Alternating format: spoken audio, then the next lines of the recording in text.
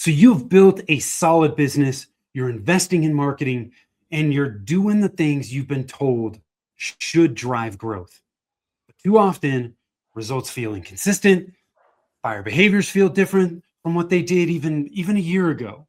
And some of the most common sales advice that's out there, sounds good, right? But quietly works against you, right? In this episode, we're breaking down what actually needs to be in place before you spend another dollar on marketing, how smart B2B teams are adapting to today's buyers without adding additional complexity, and which popular sales ideas might be costing you deals instead of closing them.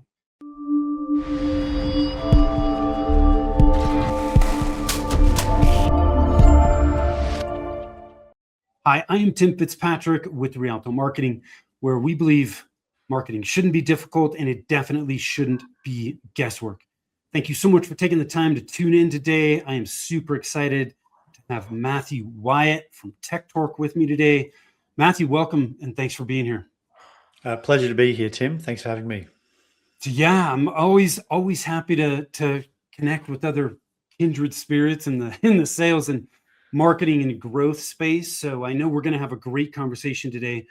Before we do that, I want to ask you a few rapid fire questions to help us get to know you. Are you ready to jump in? Let's go. Okay. When you're not working, how do you like to spend your time? Traveling. So I absolutely love to get out there and travel. As your audience can probably figure out, I've got an Australian accent because I moved to the US about 5 months ago. A few years before that, I lived for a year in Indonesia. And, the great thing about having a laptop and an internet connection is I can literally be anywhere. So at the moment, I'm in Princeton, New Jersey. So traveling is, sorry, would you like these to be rapid fire answers as well? Because I'll just carry on. It's okay. That was perfect, man. I love Here's it. my life story. Ready? Brace yourself. Yes. Let's go. It's all good. So what's your hidden talent? Hidden talent. I tell my wife I can see more colors. I think that's to make up for the fact that she probably can see more colors. That's a bit of a joke internally. But hidden talent really is the ability to hear how a person speaks and relate to them through unconscious languaging. And I took an NLP course, but I was doing NLP before NLP. So I had in my first sales job back when I was 19, my name on the sales board was the chameleon. People could figure out who I was speaking to by how I was speaking to them. Love it. What's the best piece of advice you've ever been given? I don't know about the best piece of advice, but my dad did say that you either win or learn. So and that's so both are feedback, and you don't learn a lot through winning. So don't worry, I've learned a lot of things. Yeah, I love that, man. It's the way I think about failures. It's an opportunity to begin again with more experience and wisdom, right? Very similar to that, Indeed. right? It's you win or learn. It's a very positive, optimistic way to think about things. What's one thing about you that surprises people? I think maybe it was the fact that I was a nightclub DJ back in the when I left high school, and that's sort of one of my hidden, I guess not talent certainly, but certainly one of the things that I absolutely love is music, and I'll go to live music as much as I possibly can. So I was a nightclub DJ for a little while back in my late teens. I can say that I've never had a former nightclub DJ on the podcast. So welcome, Matthew. What does success mean to you? So in my early career, I did very, very well, and it used to be money. It used to be a number in the bank account that was the answer. And I would have given you that answer sub 30 years of age. I'm significantly older than that now, and so really being able to do what I want to do on my terms is success. So whether it be move to another country or go to, Italy on a holiday, or this weekend, taking a 4 or 5 day long weekend, essentially stopped having meetings, and we're going to go do some college visits with my older son here in the States. Yeah, awesome. Where's your happy place? My happy place is with my friends. So I do I have a small group of friends, and but we hang out like we're brothers. So hanging out with my mates. I love it. What qualities do you value in the people you spend time with? Honesty and clarity. Like, I think that there's people can be themselves. I don't expect everybody to be like me. Actually, I'd prefer them not to be. But there's common language, common experience, and so some. And also being interesting people to be around. I like conversations, so those are the sort of things I really enjoy. Yeah, awesome. So, Matthew, tell us more about what you're doing at Tech Talk. Who are you working with? How are you helping folks? Okay, so my early career was starting a software and technology, a software business. We grew that pretty successfully and exited. And now what I do is I help B2B SaaS businesses of between $1 to $10 million scale their sales and marketing. And I come from a position of strategy first, map out the business, map out the vision, mission, and values from as far as the business is concerned, and then we put in place the marketing execution layer inside the business. We also help people recruit and train their first salespeople or their first marketing people, because marketing, as you know, Tim, is a multifaceted thing. You say, I'm a marketer. What does that mean? Are you a video? Are you a copy? Are you a content? Whatever the type of marketing flavor a person might be. So what we do is I do the strategy piece. I've got an incredible team that can do the execution, and so that's the sort of businesses we work with now. Is B2B SaaS, typically $1 to $10 million. They're really, and they've come from a position of, I've grown it, I've got testimonials, I've got referrals, but now it's time to put the foot down on the accelerator of revenue generation. Yeah, I love it. Strategy first, man. You're speaking my language. God, it's so easy to skip. But it's a critical mistake, and I'm sure we're gonna get into some of that. So, let's dig into marketing a little bit. What would you say is something that every small business owner has got to have in place before they spend another dollar on marketing, right? And why do most skip this step?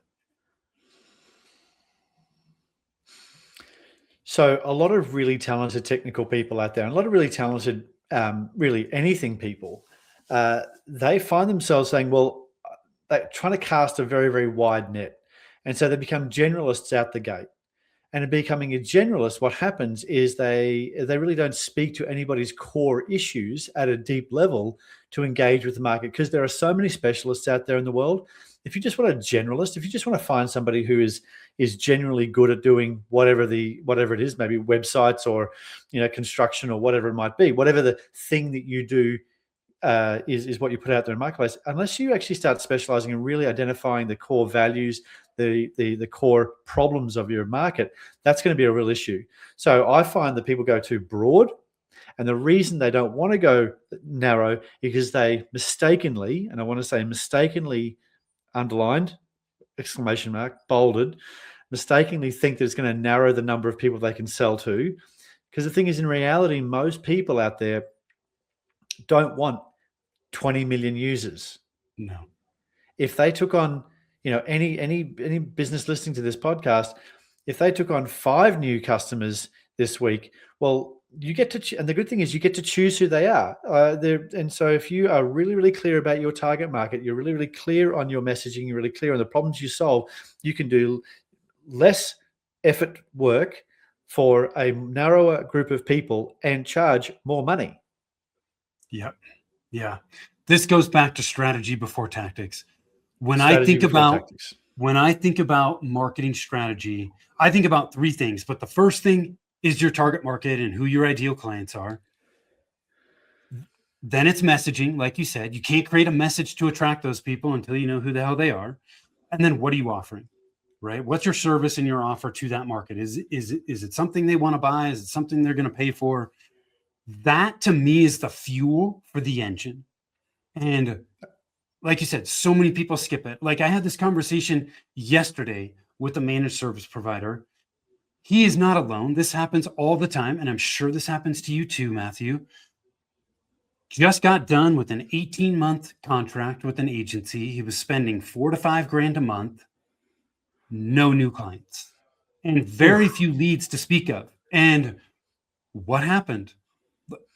He was targeting too broadly. Like he didn't, I want to go up market. I want to sell larger companies. He had never sold those companies before, hadn't done the research. Again, it was any freaking company that was up market. Anybody. Right? Yep. So it was too broad. And guess what? The agency took the work because that's what agencies do. They're like, yeah, sure, we can do that. Right. But he did not approach the agency with the fuel that they needed to be successful. Would have been a totally different scenario had he said, hey, these are my ideal clients. Here's what they look like. Here's my messaging playbook. Here's what I'm going to say to attract these people. Here's what I'm offering them. Can you help me do that through whatever, paid ads or content? Much easier, right? Way easier. What sort of business? Can you say what industry that business was in? Oh, he was a managed service provider, so IT. Right, got it. Right? Yeah, cool. And that's I've dealt with a lot of MSPs, managed service providers, in the past, and they probably can help everybody. This is the problem with having capability and skill and academic qualifications and a broad spectrum of ability, is they probably could help everybody. Yes. But in the customers that I've worked with, it's always, well, you know what, we're going to be defense, or we're going to be the best, water bottle guys, or, whatever it might, the more narrow you get. And, so I think about marketing in terms of what you were just saying as the core four, which is, for me, it's just, first of all, target marketing. And it's not just targeting as in demographics, as in, we help logistics companies out of the Midwest of $20 million or more. It's actually also the psychographics. Yes. How do they show up? How do they think? How do they speak about themselves? How do they speak about their clients? What values do they have aligned? And so I think about, first of all, target marketing. And then the cool thing is with CRMs and AI, and we've got all the tools we've got available to ourselves these days, is that you can continually look at who's hitting your page and who's responding to your lead magnets. And then from there, you can continue to refine it. Maybe it gets to a point where it's logistics companies in the Midwest who are doing $20 million or above, who are refrigerated transport, who have warehouses in 2 states, who have 3 layers of management, who do, it gets more and more and more narrow. And then once you understand that business, then you can move to the next part, the second part, which is your circle of influence. So your circle of influence is essentially who knows you, who can talk about you, and who would tell a third party about you. And so this is where influencer marketing in the B2C world exists, is, if Shaq decided to go into competition between you, against you and me, Tim, we'd be cooked on day one, right? Shaq knows nothing about technology or marketing, but he's just got the reach. And so we've got to build a circle of influence. Mr. Beast just recently, as a recording, I think it was only 2 days ago. When it comes out, it might be a little bit longer. He just bought a financial services business. $1 billion financial services business, a YouTuber. Why? Because his circle of influence is so big that he could buy that 1% of his market signs up to this the teen financial services product that he's just bought, and that ratchets it up the value of that organization almost overnight. Yeah. So then the third part of the 4 core is your relationships. I'm going into teaching mode now. I hope you're okay with this. It's all good. Right? This is good. Okay, cool. I love it. So the fourth part is your relationship, and your relationship is how does a client think about you before they talk to you, and that is how your relationship to show up on podcasts like this, emails that you send out, white papers, studies, testimonials, free giveaways, products before purchase, all of these things that you put out into the marketplace that can help somebody make a decision. And then the fourth part is your offer. And this is a part that really breaks down for a hell of a lot for most organizations, is the offer is book a call. Book a call is like showing up to the nightclub, seeing somebody cute and going, want to get married and have 3 kids? Like that's a lot. Like maybe they do eventually, but that's a lot. So what can we do to ask the person to take the next logical, low pain, low friction step? Because in the marketplace today, friction causes too much resistance. If you think about the most successful sales business at the moment in the world, it's Amazon, right? Yeah. And what button do they have there in yellow? Buy now. No click. it's delivered tomorrow. You don't have to put your credit card details in. You don't have to talk to or any of the things that knows you. Here's something we found for you, Matthew. Here's a blue long sleeve T-shirt. Buy now. It's over. So, so these are the 4 core areas, and I tell my clients all the time that you should be thinking about these 4 core every single month. There should be a meeting in the marketing, once a month marketing meeting. How are we addressing the 4 core every single month? And if you do that, and you create momentum inside that, that's what's going to really move the dial. Okay, let me make sure I want to summarize this for people, and correct me wherever I get this wrong, because there's some really good stuff in here. So core 4, target market, right? Circle of influence, right? Who are all those people that influence that market? Or who talks about you? So, at the moment, Tim, you know what I do, and you know me now. So you're part of my circle of influence. It could be somebody who's a customer, and they go, well, you've got to check out Matthew, or one of your customers, hey, you've got to check out Tim. He's great. He's really solved X, Y, and Z problem for me. So people that can talk about you. Got it. Okay. Then we have relationships, right? Which is all about how the prospect thinks about you before the actual purchase, right? Correct. So what are we doing to get in front of those people to impact how they think? Correct. Okay. Which really translates to a lot of the tactics, right? What tactics are we going to do to get in front of those people to build that relationship? Yep. And then it's your offer. What are you offering them? And in your case, you were like, it was really the initial focus on what's the initial offer, right? What's the next logical step? Because if you think about a marketing funnel, it is wide at the top and narrow at the bottom. For everybody who's listening to this, I'm making it wide at the top and narrow at the bottom with my hands. So at the top, people are unaware that they've got a problem. And this is marketing 101. Anybody listening is going to start rolling their eyes, but just stick with me. So at the top of the funnel, they're the least engaged, they're the least interested.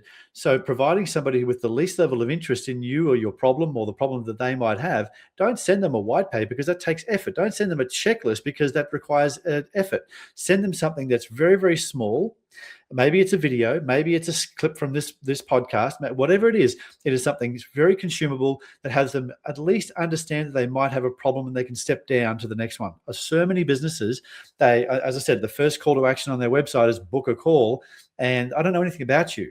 I don't know what you represent. I don't know who you work with. I don't know anything.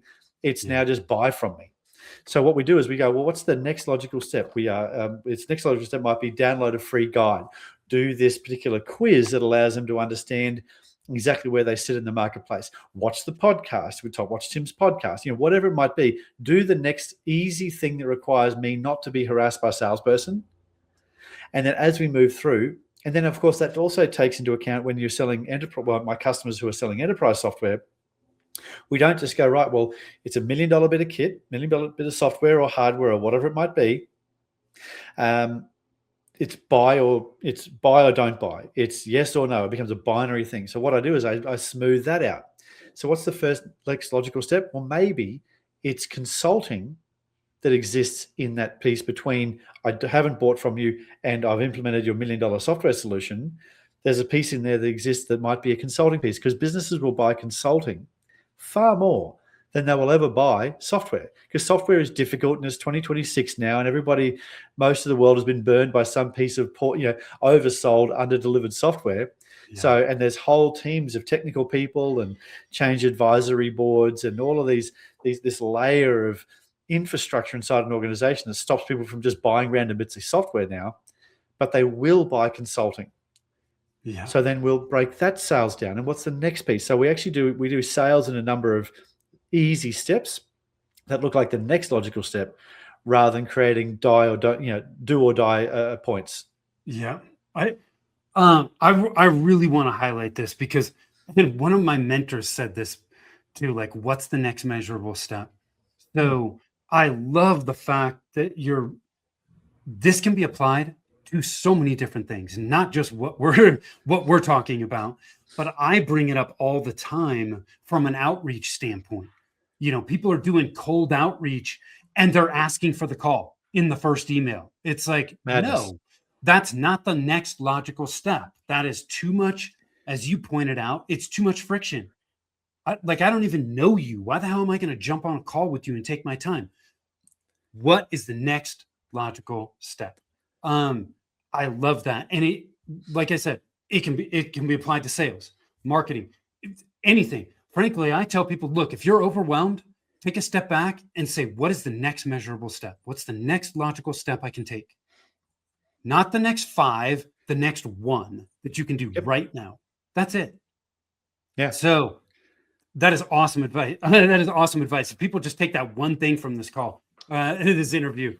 But also, it's not just, so it's next logical. I apply that next logical, what's the next easy, logical, smallest possible step I could take for everything. So, for example, I am still sticking to my New Year's resolution, which is an absolute surprise, being at this point in the year. And so it was so I downloaded a fitness app, and I wanted to track my workouts. I've been working out for many years, and so it's time to get serious again, not just roll up and move some heavy things around. Now it's time to actually get serious and do it properly. And so I got a free app.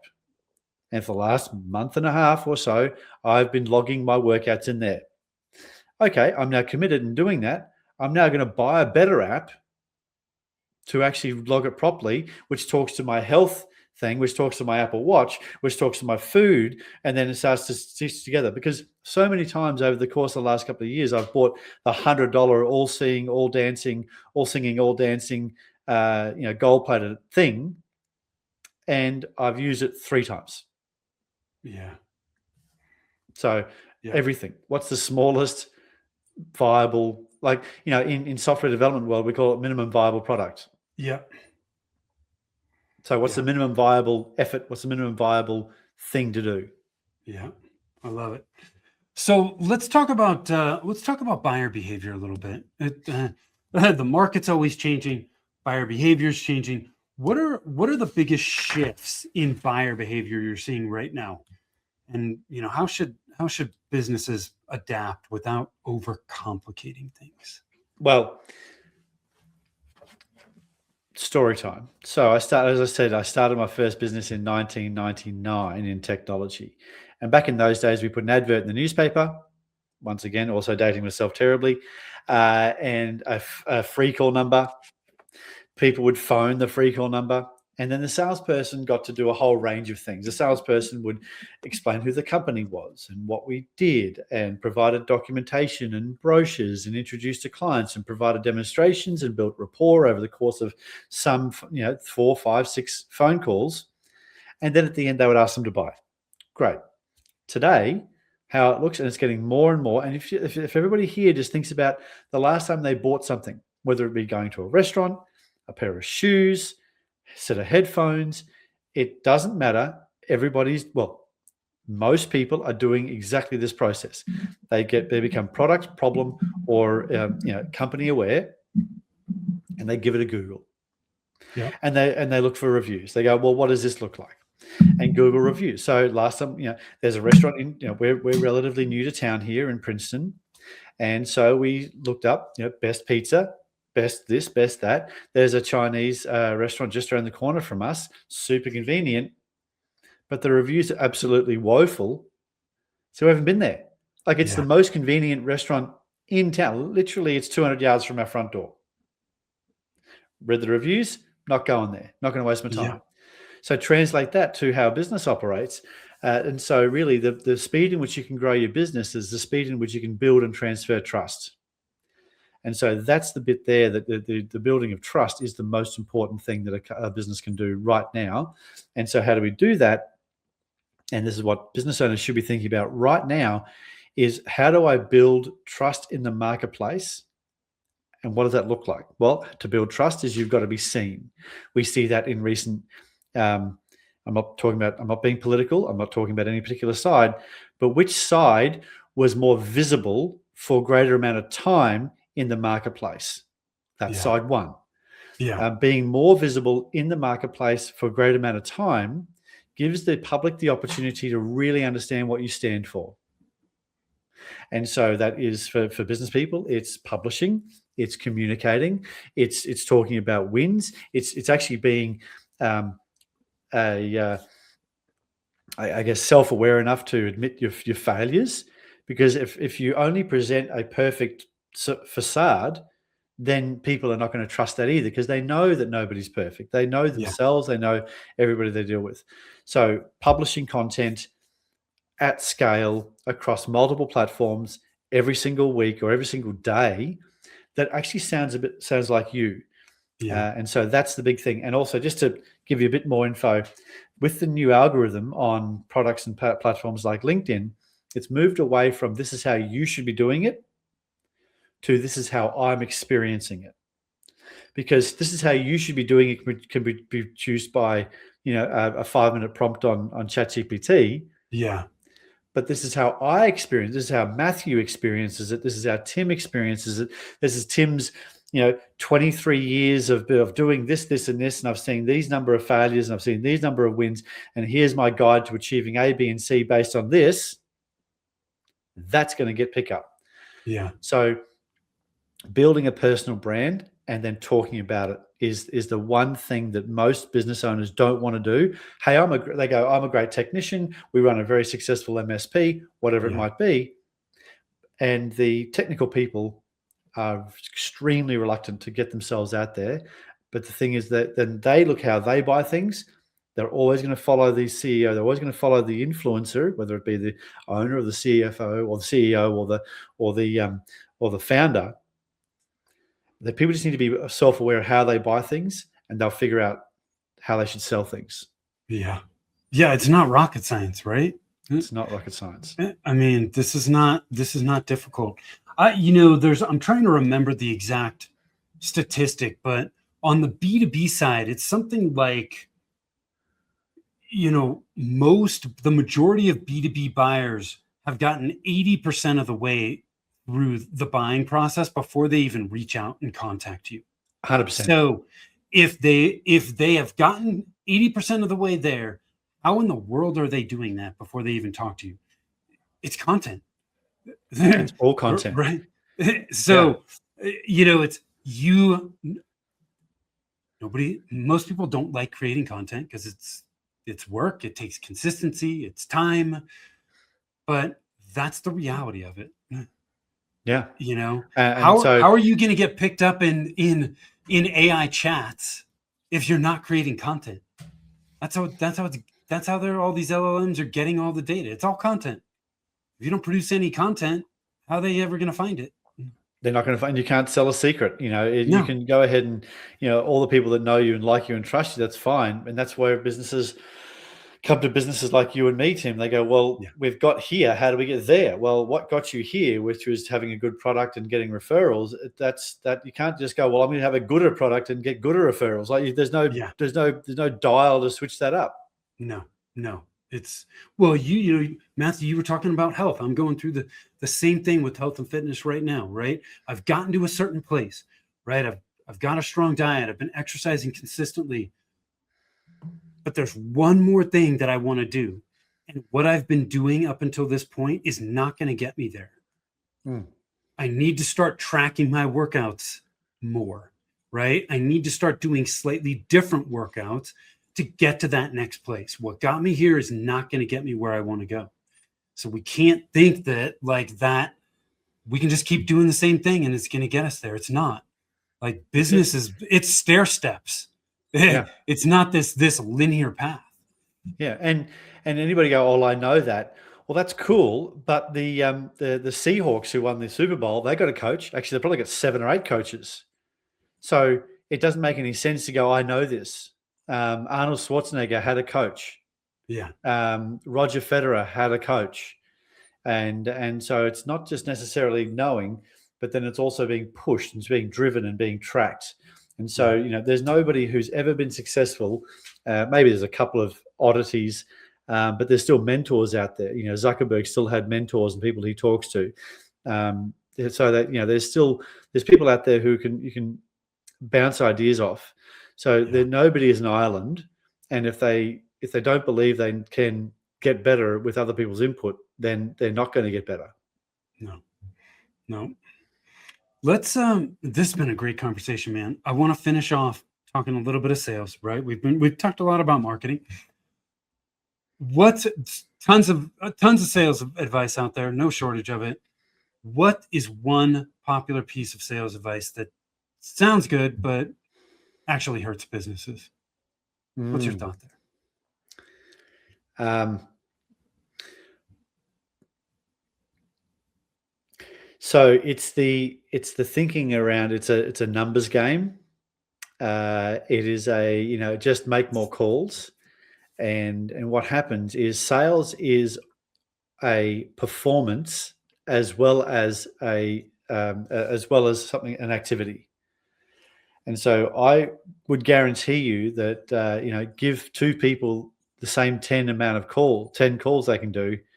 The more talented salesperson with better training, better answers, better understanding of the marketplace will make more sales. And that sounds like a really obvious thing to say, but so many businesses out there, they come to me after they've hired their first salesperson. It's been a bit of an ordinary result, because they go, well, we hired a salesperson, they should just go sell.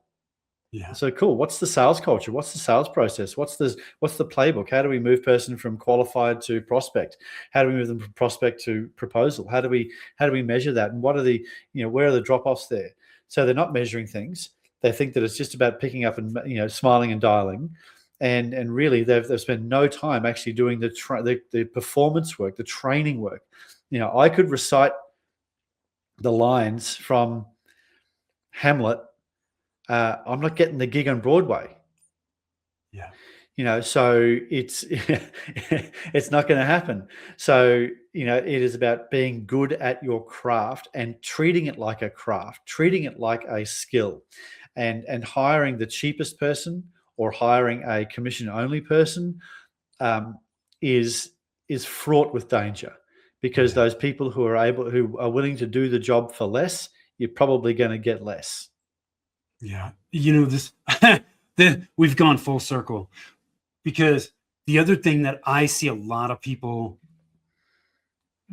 jump into with salespeople is they don't have the strategy portion is not there. So they hire a salesperson, they're targeting too broadly. So the salesperson's like dialing for dollars for anybody that's got a heartbeat that'll pick up a phone. They have no messaging playbook. So the salesperson has no idea how to communicate the challenges that they might be coming up against, the results that they can help people achieve. They don't understand the psychographics, and none of it. So again, you're telling them to go drive the car down the road, and there's no fuel for the vehicle. So the salesperson's like pushing this freaking car down the road, trying to get results. It happens. I see it every day, and I'm sure you see the same thing, Matthew. And there's no marketing assets to back it up. There's no understanding of the buying committee. Like, if we want to go deep on this, there's always more than one person involved in a sale for anything over a certain dollar amount in most businesses. Even if it's $10,000, that's not a line item. That's not walking around cash that businesses will spend. So you've got to have a multiple. And even in my house, you want to sell something to me, I've got to get it past the wife, and it's not and it's because she's also my sanity check. I've certainly bought a lot of random crap over the years that they go, well, you know what, it does make sense to check with Terry. Although and so there's always hidden buyers, and so you need to be bold enough to ask the question. And the questions are not that hard. It's, hey Tim, other than yourself, is there anybody else involved in decisions like this? Yeah. Or, the last time you purchased something like this, what was the process you went through? And if they go, well, we're buying an ERP system for $1 million. The last time they bought it was in 1995. Cool. Now your job as a salesperson is to provide them guidance, because you've sold maybe 10 of these things. They've bought 0 of these things. Now you need to provide guidance. You need to say, well, typically customers go through a 6-part process to evaluate the product, ensure that it's going to provide ROI, make sure it's going to be implemented by the business, and then they look at the ongoing relationship and how you can create ongoing value from your purchase, not just today, but also in the next 5 to 10 years. Would you like me to map that out for you? And then you're building the process and how a customer can buy, because not every customer has experience in buying your thing. So just saying, where would you like to do next, is crazy stuff. So salespeople need to be able to ask hard questions. They need to be able, well, not hard questions, easy questions, but bold questions. They need to be trained in how to ask those questions. So I train my salespeople, and I train my customer salespeople on using a script. And most people in sales, or most people go, oh, it's a script. I sound terrible. I don't want to sound robotic, blah, blah, blah. Don't like scripts. That's because you're bad at it, not because it's a bad script. Like, if, once again, back to me doing Hamlet at Broadway, I'm bad at that. You know why? I've done no practice. I've made no effort to learn it. I'm not very good at it. But, with enough time, energy, and effort, anybody can be taught a script so it sounds like a naturally flowing conversation that fully explores the qualification of the customer, provides a diagnosis of the issue, and then the prescription that comes back that says, hey, buy my thing, is actually rooted in the validation of that qualification and diagnosis.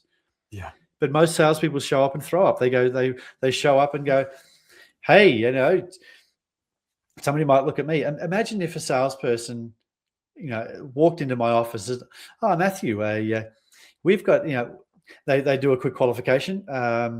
Person 50, slightly overweight, 6'3".